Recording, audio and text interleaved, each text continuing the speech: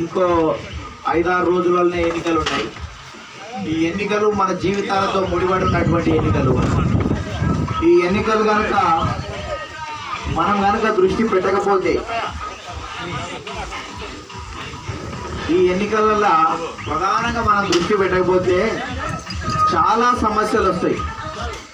అందుకని చాలా మంది ఏమనుకుంటారంటే, నేను వాకింగ్ చేయకుండానే నా ఆరోగ్యం బాగుండాలి, గుడికి పోకుండానే దేవుడు నాకు కనకరించాలి, నేను ఓటుకు పోవద్దు కానీ నేను అనుకున్న పార్టీ గెలవాలి, చంద్రబాబు నాయుడు గెలవాలంటే కుదిరేటువంటి పరిస్థితి లేదు. అందుకనే మనం ఓటు వేయకుండా, మనం ఓట్లు ఓపించకుండా, మనం జనాన్ని మార్చకుండా, మనం జనాన్ని చైతన్యం చేయకుండా రాష్ట్రంలో జరుగుతున్నటువంటి విషయాలన్నీ కూడా ప్రజలకు వివరించకపోతే మనం చాలా లాస్ అవుతాం. ఇవాళ ఆంధ్రప్రదేశ్ రాష్ట్రం విడిపోయినప్పుడు 16,000 కోట్ల లోటు బడ్జెట్ తోటి ఉండే. అయాల చంద్రబాబు నాయుడు వచ్చినప్పుడు, ఈ రాష్ట్రానికి వచ్చినప్పుడు ముఖ్యమంత్రి ఎక్కడ ఉండాలనో తెలియని పరిస్థితి. బస్సులోనే ఉన్నాడు. రాజధాని నిర్మాణాన్ని మొదలుపెట్టిండు, ఇవాళ ప్రాజెక్టులు కొనసాగించిండు, అనేక కంపెనీలు తెప్పించి అప్పుడే ప్రారంభించిండు అభివృద్ధిని. అయినప్పటికీ సంక్షేమ ఫలాలు గతంలో 200 ఉన్నది 2,000 రూపాయల పెన్షన్ చేసిండు. జగన్మోహన్ రెడ్డి ఏం చెప్పిండు? ఆయన తీయటి మాటలతో తీర్థం వేసిండు. నేను వస్తే 3,000 ఇస్తా అన్నాడు. ఆంధ్రలో మామూలుగా ఆశ ఎక్కువ, తెలంగాణలో ఆవేశం ఎక్కువ అన్నాడు. 3,000 ఇస్తాడు కదా అంటే నేను పెంచుకుంటా పోతా అన్నాడు. చంద్రబాబు నాయుడు వస్తే 3,000 డైరెక్ట్ ఇచ్చినోడు. జగన్మోహన్ రెడ్డి ఏం చేసిండు? ఫస్ట్ సంవత్సరం 2,250 ఇచ్చిండు. అంటే ఆ సంవత్సరం మొత్తం 2,250 అంటే మనకు 700 రూపాయలు రాలే. ఇంకా 3,000కు అంటే అవి 9,000 రూపాయలు అయినాయి. రెండో సంవత్సరం వచ్చేవరకల్లా 2,500 ఇచ్చిండు. అంటే ఇంకొక 500 ఇవ్వలే. అది చూస్తే 6,000 రూపాయలు అయినాయి. మూడో సంవత్సరానికి 750 చేసిండు.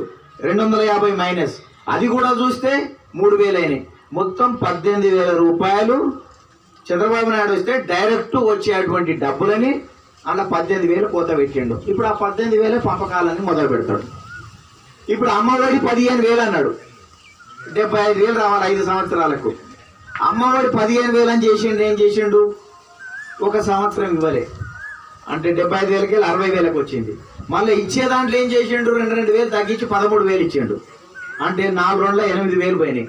అంటే 22,000 అందులో కోత పెట్టిండు.